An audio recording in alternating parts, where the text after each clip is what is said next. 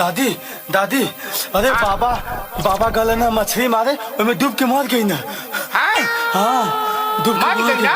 हाँ हमारी चप्पलों लेके गए रहला बुढ़वा पहन के चप्पलवा हाउ ना हीरा। अरे कहा जनी अरे काकी देखा एक ठे तो मिला है एक ठे नावल देखा लोग लेके आओ गए ना इनके। अरे हमारी माइया एक गो चप्पलवा ना रहल हमारी माइया बुढ़वा मछरी ना मारे गायल तोड़ के चप्पलवा ना चली गायल माइया सुघर मुघर खचा पालावा ना रहल हमारी माइया। दूसर ले ली है का परेशान होता हूँ 50 रुपया चप्पल खा। हाँ चोखा मटी मुँह बनावत हूँ 50 का रहल है 80 का रहल है। हाँ बिटिया दे के गई रहल है।